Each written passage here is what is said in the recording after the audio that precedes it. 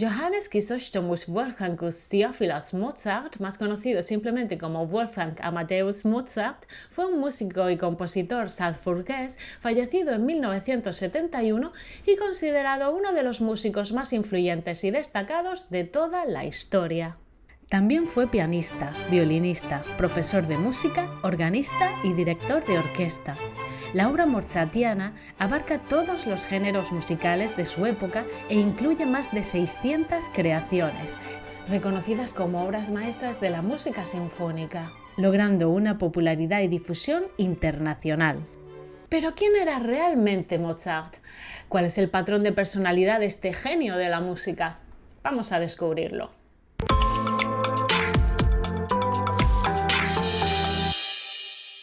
Nació en 1756, fue el hijo menor de 7 hermanos, aunque debido a la altísima mortalidad infantil de la Europa de la época, de esos 7 hijos que tuvo el matrimonio, solo sobrevivieron 2, el propio Wolfgang y su hermana Nannerl. Su progenitor, Leopold Mozart, era un músico al servicio del príncipe arzobispo de Salzburgo, un experimentado profesor religioso e inteligente, y muy orgulloso. Este componía y daba clases de música. Después del nacimiento de Wolfgang, abandonó todo, salvo las tareas propias de su cargo, para dedicarse de manera exclusiva a la formación de su hijo. Fue exigente como padre y como profesor, y en todo momento estuvo al tanto de la formación de Wolfgang para guiarlo como hombre y como artista. Él le enseñó música, así como el resto de asignaturas académicas. Nannerl y Wolfgang mostraron desde muy pequeños facultades para la música. Wolfgang con 2 años y medio miraba fascinado a su hermana y con 4 años comenzó a recibir clases de piano con su padre, en principio como un juego. El niño mostró una capacidad prodigiosa en el dominio de algunos instrumentos. Su primera composición impresa y sus esfuerzos precoces con el violín fueron por iniciativa propia y su padre se vio fuertemente sorprendido. A los 3 años ya interpretaba piezas de piano. Su padre cree que los dones musicales de su hijo eran un milagro divino, que él como padre tenía la obligación de cultivar. Existen evidencias de que Wolfgang trabajaba duramente para avanzar más allá de lo que le enseñaban. A los 4 años tocaba el clavicordio y a los 5 ya componía pequeñas obras de considerable dificultad. A los 6 tocaba con destreza el clavecín y el violín. Podía leer música a primera vista, tenía una memoria prodigiosa y hacía gala de una extraordinaria capacidad para la improvisación y la lectura de partituras.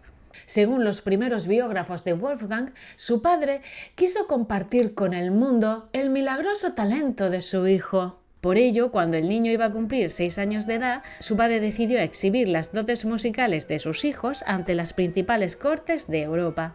Sus interpretaciones eran del aprecio de la aristocracia y la realeza europea. Durante estos años, su padre mostraba a él y a su hermana Nannerl como niños prodigio. Muchos no se creían que pudiera ser un niño, pensaron que quizás se trataba de un enano. El pequeño Wolfgang causaba sensación en cada concierto, aunque el dinero recolectado en los viajes no fue tanto como los elogios recibidos. La música de Mozart se publicó cuando solamente tenía 7 años, momento en que ya era reconocido como un experto violinista. Con 8 años compuso su primera melodía y a los 9 su primer oratorio. La primera ópera, La Finta Semplice, la escribió con 14 años. Padre e hijo tenían una relación muy estrecha y estos logros de niñez hicieron llorar de alegría a Leopold más de una vez. En 1763 iniciaron una larga gira de conciertos que duró 3 años y medio, en la que la familia se desplazó a las cortes de Múnich, Mannheim, París, Londres, La Haya, entre otras, cosechando grandes éxitos. Durante este viaje, Wolfgang conoció un gran número de músicos y las obras de otros compositores, en particular a Johann Christian Bach, el cual fue una influencia importante para el joven compositor. En Viena fueron llamados al palacio por la madre del emperador, María Teresa, quien quedó encantada con el niño hasta el punto de que incluso lo sentó en su regazo y lo besó. A menudo durante estos viajes padecieron enfermedades, tanto padre como hijos, algunas casi mortales. Mozart sufrió varios ataques crónicos de fiebre reumática. En realidad tuvo problemas de salud durante toda su vida, sufriendo por épocas la viruela, amigdalitis, tifus, bronquitis, neumonía o reumatismo. La familia regresó a Salzburgo y al año Leopold y Wolfgang viajaron solos a Italia. Estos viajes duraron 2 años y al igual que los primeros tenían como objetivo mostrar las capacidades del joven como intérprete y como compositor, quien maduraba rápidamente. Mozart fue aceptado como miembro de la Academia Filarmónica de Bolonia, considerada el centro de erudición musical de la época. Esto lo consiguió sin necesidad de cumplir los 20 años que se exigía para entrar. En una ocasión, en Roma, escuchó el Miserere de Gregorio Allegri en la Capilla Sixtina, una obra de carácter secreto, la cual se prohibía representar en otro lugar que no fuera allí. Sin embargo, apenas llegado a la posada donde se alojaba, Mozart reprodujo de memoria una versión muy aproximada de la partitura completa. El Papa Clemente XIV, admirado del talento del joven de 14 años, no solo no lo excomulgó, sino que lo nombró caballero de la Orden de la Espuela de Oro. Cada representación del joven Wolfgang era una exhibición de su virtuosismo con el clavecín y el violín. Se cuenta que ya en esta época podía tocar el teclado con los ojos vendados.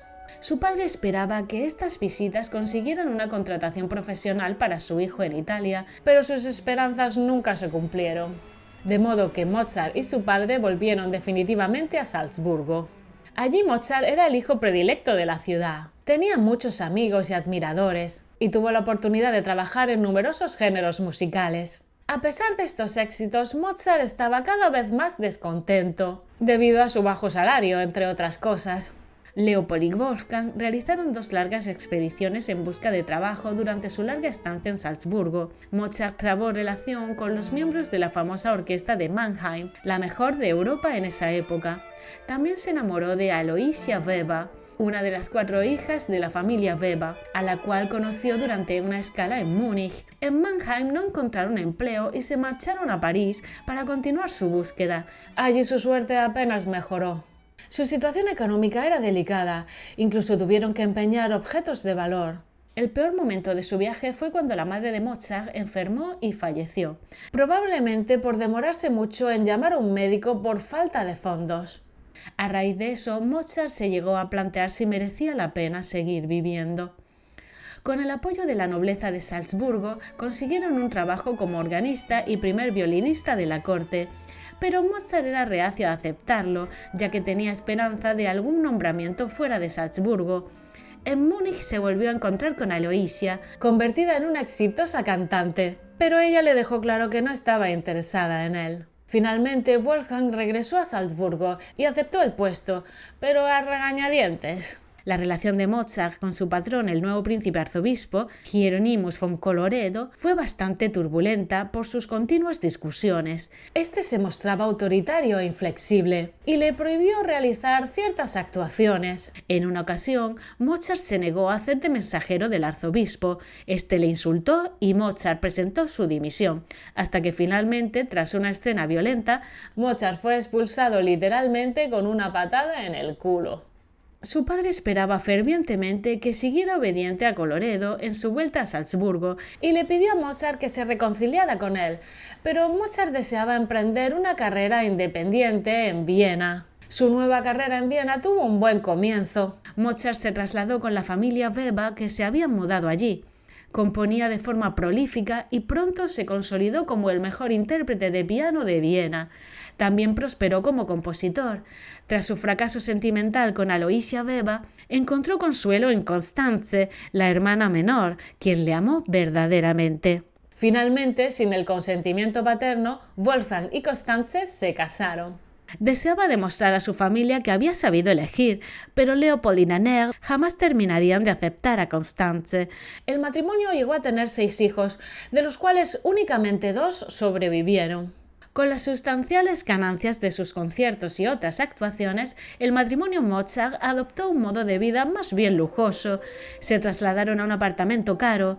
Mozart también compró un excelente fortepiano, una mesa de billar y envió a su hijo a un internado caro. Además, contrataron sirvientes. Por lo tanto, con este modo de vida era imposible el ahorro, y el corto periodo de éxito financiero no hizo nada para amortiguar las dificultades que más tarde Mozart experimentaría. Por este tiempo, Mozart se convirtió en francmasón y acudió a muchas de sus reuniones. Muchos de sus amigos eran masones y en muchas ocasiones compuso música masónica. A la muerte de su padre, Mozart sufrió una gran aflicción, ya que su padre había sido su mejor consejero y amigo, con el que se carteaba con frecuencia. Hacia el final de la década de 1780 fue cuando la situación económica de Mozart empeoró. La ciudad de Viena iría perdiendo interés por la música de Mozart debido a la llegada de otros pianistas con una técnica mucho más robusta, ideales para pianos de construcción inglesa. Sus conciertos comenzaron a perder audiencia. Dejó de aparecer frecuentemente en conciertos públicos, por lo que sus ingresos empezaron a fluctuar. Añadido a esto, se dice que el dinero que ganaba se lo gastaba en mujeres o en apuestas, que tenía una o varias amantes y quizá éstas dejaron mella en sus finanzas, aunque todo esto no está demostrado, ya que cuando estaba separado de su mujer, sí se sabe que le escribía dulces cartas de amor en las que decía cosas como «me siento vacío sin ti» o «siento una sed que no puedo satisfacer». En 1788, con 32 años, Mozart y su familia se trasladaron desde el centro de Viena a un alojamiento más barato en un barrio periférico. Mozart comenzó a pedir prestado dinero a un amigo de la misma logia masónica, cada vez más frecuentemente. El último año de vida de Mozart fue de gran productividad.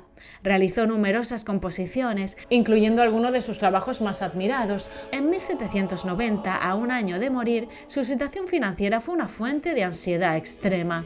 Fue en torno a julio de 1791 cuando un mensajero de parte de un pianista anónimo le ofreció una comisión por el encargo de la composición de un requiem. El hombre que se lo encargó supuestamente fue el conde von Walsegg, a través de un intermediario. La idea era que el requiem fuera para su difunta esposa, el cual se interpretaría todos los años en honor al aniversario de su luto. Debía mantener este encargo en secreto, porque este mecenas quería poder decir que él había compuesto la pieza. Mozart aceptó el encargo, pero a los pocos meses pensó que había algo sobrenatural en aquello. A partir de aquí, su economía comenzó a mejorar. No tuvo que volver a pedir dinero prestado y empezó a hacer frente al pago de sus deudas. Sin embargo, ese mismo otoño, tras el estreno de La flauta mágica, Mozart enfermó repentinamente. Comenzó a sentirse enfermo durante su estancia en Praga. Al mes siguiente, su salud empeoró. Caminaba con su esposa por el Prater cuando de pronto se sentó en un banco y muy agitado comentó a Constanze que sentía que alguien lo había envenenado. Al siguiente mes la enfermedad se intensificó, viéndose obligado a guardar reposo absoluto debido a un cuadro de vómitos acompañados de fuertes dolores e hinchazón. Aún así, Mozart continuó trabajando en el requiem tanto como pudo. La fiebre que presentaba el compositor era tan alta que el doctor Closet, el médico que lo atendió, recurrió a compresas muy frías, algo que le hizo perder el conocimiento y no volvería a recuperarlo nunca más. Una hora después murió junto al doctor, Constanze y la hermana de esta. A Mozart no se le realizó la correspondiente autopsia, su entierro fue de tercera categoría en una tumba comunitaria, sin lápida y con escasa afluencia de público. Únicamente algunos de sus colegas en vida, incluido Antonio Salieri, según un biógrafo. Las circunstancias de su temprana muerte a los 35 años han sido objeto de numerosas especulaciones. En el acta de defunción oficial constaba que falleció a causa de una hitzige Fieber, fiebre miliar aguda, una descripción demasiado inexacta que imposibilita identificar la causa. En base a ello, los investigadores concluyeron que Mozart podría haber fallecido de un síndrome nefrítico agudo, una complicación derivada de una infección epidémica por estreptococos. Sin embargo, me he tomado la molestia de realizar un vídeo en el que explico los motivos por los que yo creo que realmente Mozart murió. Lo he titulado ¿Quién mató a Mozart? Y está disponible para los mecenas del canal. Dicho esto, prosigamos con el análisis. Su progenitor describió su nacimiento como un milagro de Dios, porque parecía demasiado pequeño y débil para sobrevivir. Era de complexión pequeña, muy delgado y de tez pálida, con abundante cabello, algo fino y claro, del que estaba, por cierto, muy orgulloso. Tenía los ojos grandes e intensos. Se dice que su rostro estaba picado, quizá por una secuela de una viruela que sufrió en su niñez. Disfrutaba jugando al billar y con el baile, y tenía varios animales domésticos, un canario, un estornino, un perro y también un caballo para equitación lúdica. En particular, en su juventud, Mozart tenía una curiosa inclinación por el humor escatológico, no tan raro en su época, que se aprecia en muchas de sus cartas que han sobrevivido, especialmente aquellas escritas a su prima Marianne Thekla Mozart, con quien inició una pícara relación, pero también en su correspondencia con su hermana Nannerl y sus padres. Mozart incluso escribió música un tanto grosera, como el canon Leck mich im Arsch. Sin embargo, muchos expertos opinan que esto se debía a la manera de expresarse de los miembros de su familia, ya que se han encontrado cartas escritas por su madre y su hermana en las que se expresaban con un léxico similar. A Mozart le interesaba el Estado casi tanto como los problemas sociales. Era un mundo que no podía ser captado por los sentidos y por lo tanto para el que no tenía tiempo. El evento político más importante que vivió para presenciar, la Revolución Francesa, no recibe ni una sola palabra de mención en sus cartas. Le era una insignificancia total al lado de lo que movía su vida, el amor. De hecho, la música de Mozart es una gran celebración del amor, no en el sentido erótico, sino más bien en el sentido de seducir corazones, de ganarse el privilegio de ser amado, de ser el preferido, el elegido entre todos, yo primero antes que nadie. Era impaciente, hiperactivo, capaz de componer obras mientras caminaba, montaba a caballo o jugaba al billar. A Mozart le gustaba disfrutar de la vida, tenía mucha chispa y ataques de locura. Era hospitalario cuando invitaba a alguien a su casa, le solían gustar las bebidas alcohólicas, que podía llegar a beber con poca mesura, y abusaba también de sustancias existentes en la época. Podía tener cambios de personalidad súbitos. Le gustaba vestir ropa elegante, jugar, reír y pasarlo bien. Tenía un carácter un tanto pueril, aunque quizá no tan exagerado como aparece en la película Amadeus. Era una persona bondadosa, siempre dispuesta a complacer a los demás, sensible, tierno y con una gran agilidad mental, aunque gobernado por sus emociones y sentimientos. Se dejaba llevar por el corazón, no por su cabeza. No podía contener sus emociones. En ocasiones, durante las representaciones, saltaba al escenario, golpeteaba las sillas o se ponía a maullar y dar volteretas. Se dice que cuando se concentraba en sus trabajos, hablaba de forma confusa y desconectada, hacía gestos exagerados, las muecas, los movimientos repentinos y repetitivos de las manos y pies, junto con la coprolalia, todo ello sirvió para que se le asociara al síndrome de Tourette. Sin embargo, muchos expertos opinan que no padecía este síndrome, sino que simplemente obedecía a la forma de ser del compositor. Podía llegar a ser irrespetuoso y caprichoso, pero también delicado, e incluso también algo tímido. Tienen gran sensibilidad. En este caso, Mozart era capaz de componer tanto obras de una alegría banal como tragedias desgarradoras. Era de carácter trabajólico, trabajaba desde temprano en la mañana hasta tarde en la noche. Usaba sutilezas psicológicas para crear a sus personajes. No los estereotipaba o los caricaturizaba, sino que por el contrario tenían naturaleza humana. Actualmente lo consideran alguien angelical, como tocado por Dios. Él mismo llegó a decir cosas como: «No tengo objeciones en demostrar mi talento para la composición. Fue la bondad de Dios la que me dio mi capacidad».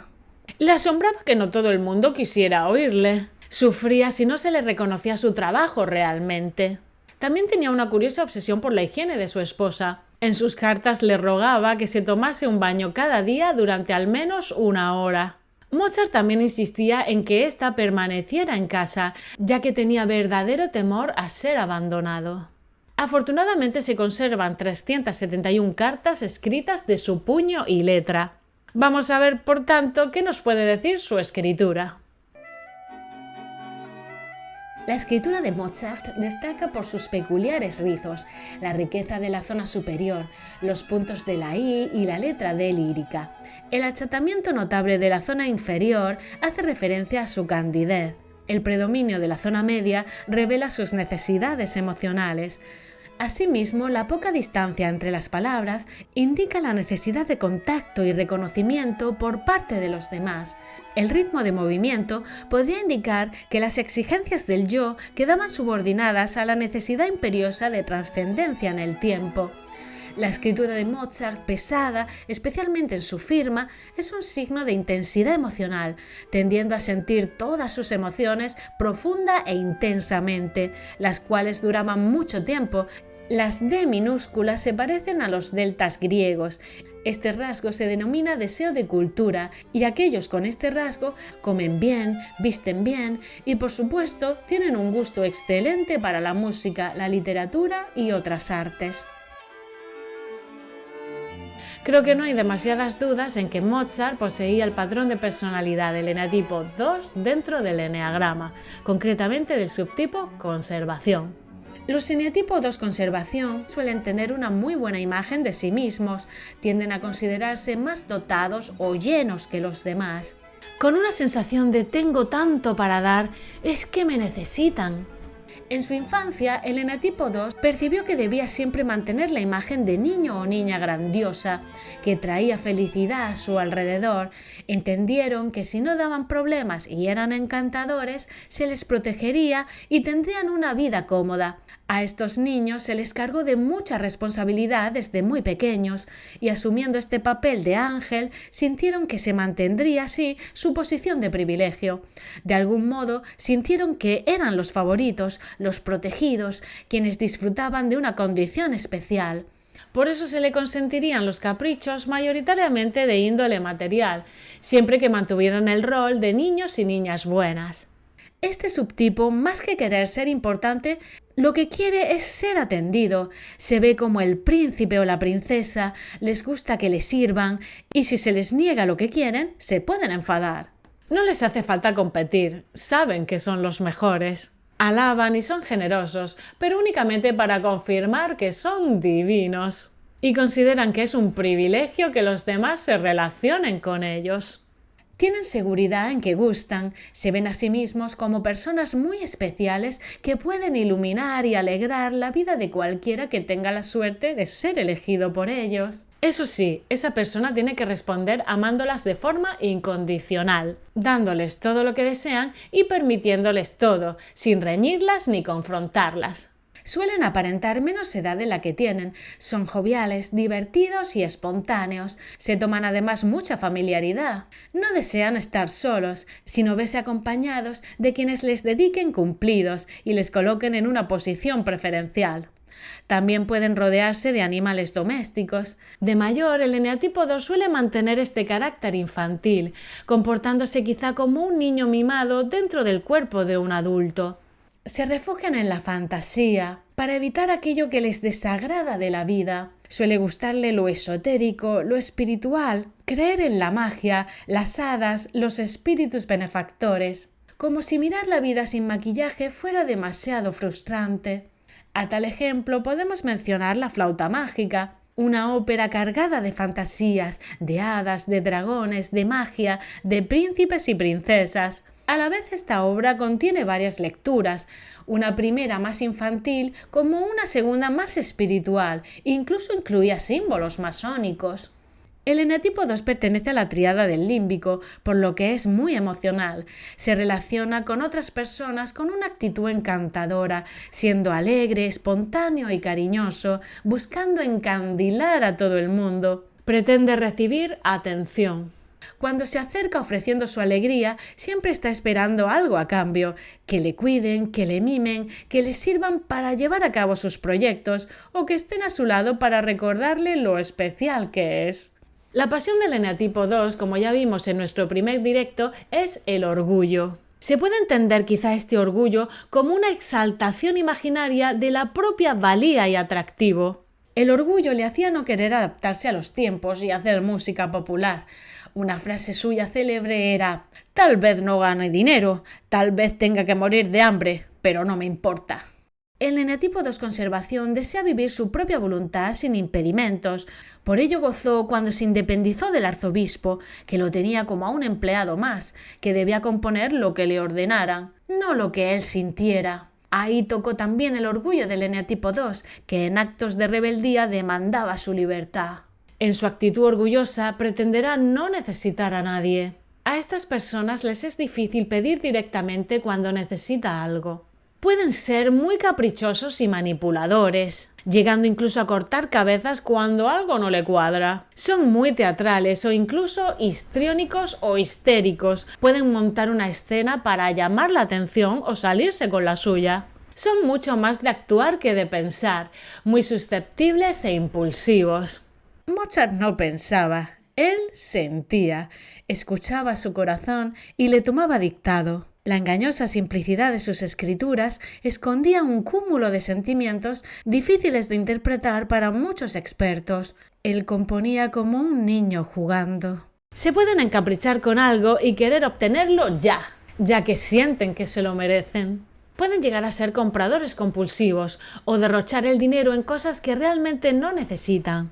Se tiene cierta creencia narcisista de omnipotencia, de que no hay límites. La idea loca de fondo sería que tan solo con desear algo le da derecho a obtenerlo. Lleva muy mal la frustración. Tiene incapacidad de aceptar que no puede tener todo lo que desea. La respuesta es una rabia que recuerda a las rabietas infantiles. Para entender esto mejor, me gustaría contar una anécdota que me ocurrió con un dos conservación. Estábamos en la mesa y otra persona estaba preparando el café. Cuando lo sirvió, no se sabía exactamente qué taza era de cada persona, pero una de las tazas tenía un café como más traslúcido, con peor pinta. Entonces este dos conservación le dijo a la otra persona: ¿qué le ha pasado a tu café?, asumiendo que se trataba del café de la otra persona y que el suyo era el café con buena apariencia. Esto el dos conservación lo hace de forma automática, tiene configurada esa sensación de yo primero, para mí lo mejor. Estas personas están muy preocupadas por su imagen de ángel y de alimentar su narcisismo de persona generosa y que todo lo hace por el otro. Lleva muy mal las críticas y les es difícil reconocer que han obrado mal o dañado a otras personas. Está enamorado de su imagen narcisista y podríamos decir que ama esta imagen por encima de todas. Les gustaría ser una persona libre e independiente, fantasea con serlo, con viajar y hacer gran cantidad de cosas, aunque quizá no llega a hacer tanto, ya que no se ve capaz de hacerlo sola. De hecho, no llevan bien la soledad y necesitan constantemente ese feedback de que es protagonista y que tiene gente que le adora a su alrededor, lo que hace buscar compañía la mayoría del tiempo. Existe un gran miedo en estas personas a ser abandonadas. Se alejarán sistemáticamente de aquellos que les confronten o que les hagan ver que cometen errores o que no son tan perfectos. Son caprichosos, así como amantes del confort, les gusta rodearse de comodidades, les gusta estar a la moda y no quedarse atrás. En el caso de Mozart, gastaba mucho en pianos, adquiría siempre los mejores modelos, gustaba de la novedad y estar al tanto de las últimas tendencias. En la actualidad podría traducirse a querer adquirir lo último en tecnología o a cambiar frecuentemente de móvil. Con la comida pueden tener cierto desorden, comiendo mucho o poco según les apetece. Suelen gustarle los chocolates, las golosinas, los pasteles o las comidas capricho, a los que suelen recurrir para compensar sus sentimientos de rechazo o abandono. El enatipo 2 conservación es el subtipo que tiene más tendencia a padecer melancolía o enfermedades psicosomáticas. A más de 200 años de su muerte, se sigue considerando un niño prodigio que cambió la música clásica y murió desahuciado. Pero quizá esto no es cierto del todo. En realidad fue muy valorado en vida y si murió siendo humilde económicamente, no fue porque no se le pagara bien, sino por el derroche que mantenían tanto él como su mujer cada vez que entraba dinero a la casa. Son muchos los que piensan que Mozart nació con un don especial.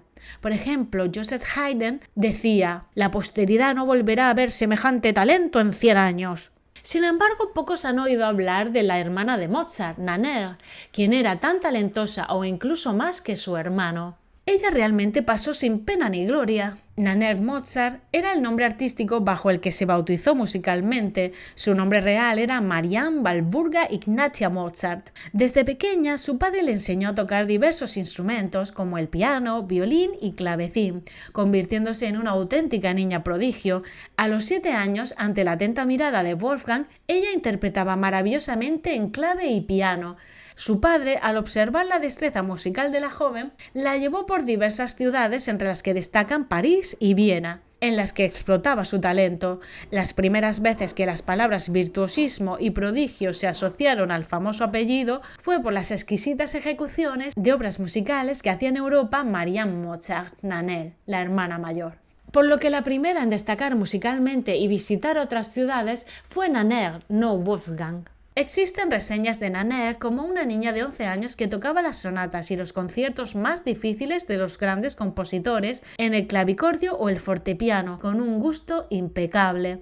La relación de los hermanos siempre fue muy buena. A sus clases se uniría pronto su hermano pequeño, compañero también de sus juegos en los que crearon un mundo de fantasía y se hicieron inseparables. Las cortes de París y Viena fueron testigos de la genialidad de los dos hermanos por igual. Algunas reseñas dicen que era mejor que su hermanito y que él la idolatraba y aprendía de ella. De hecho, diversos estudios cuentan que cuando Wolfgang empezó a tocar el piano, su objetivo era llegar a ser tan bueno como su hermana. Según unas cartas que Wolfgang escribió a su hermana, él alababa sus obras. Siento que nunca tendré el talento de mi hermana Nannerl para la composición. Es por ello que las primeras obras de Mozart, que a lo largo de los tiempos se han considerado escritas por él con tan solo 5 años, puedan no ser del todo ciertas y la autoría de ellas sea de su hermana. Ciertamente no existen obras firmadas por Nannerl, pero tampoco es demasiado raro, ya que en esa época las mujeres no podían poner su nombre a nada, y mucho menos a una obra musical. En el siglo XVIII no estaba bien visto que una mujer destacara en el mundo musical, y su padre, aterrado por ser señalados por parte sobre todo de la Iglesia, por estar realizando algo que no estuviera bien, decidió que su hija abandonara la música y dejara paso a su hermano, puesto que él, al ser varón, lo tendría más fácil.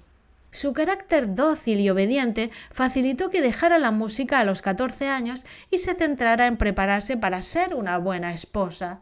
Conforme Wolfgang fue creciendo y haciéndose un nombre en el mundo de la música, muchas de las obras se las enviaba a su hermana para que las revisara.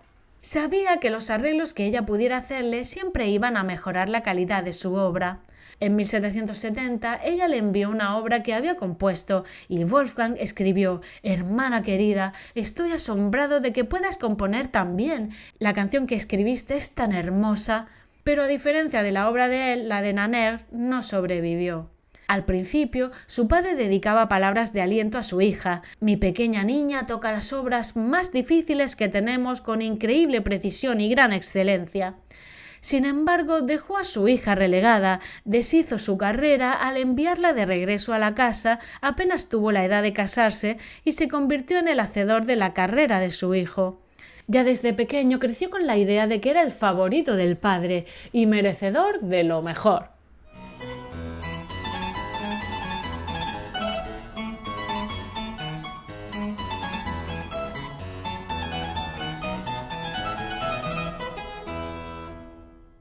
Él creció con la idea de ser un prodigio de la naturaleza y al que se le facilitó ser propulsado hacia ese reconocimiento.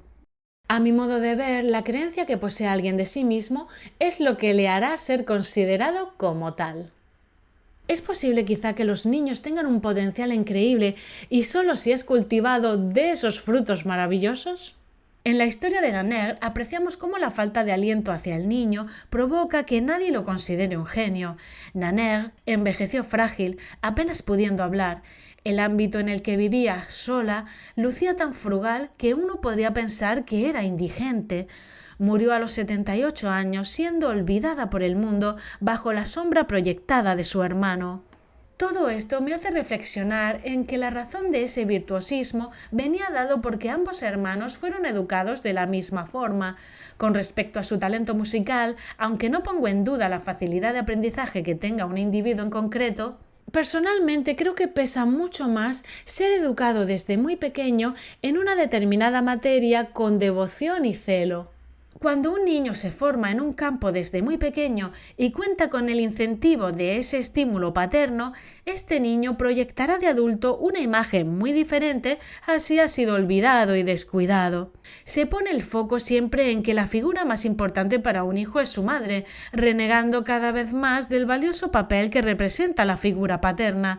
En realidad, la presencia activa tanto del padre como de la madre son indispensables. Lamentablemente, muchas personas no son conscientes de lo importante que es el nacimiento y la crianza del niño, especialmente en los 7 primeros años de vida, ya que estas experiencias condicionarán aquello en lo que se convertirá en el futuro.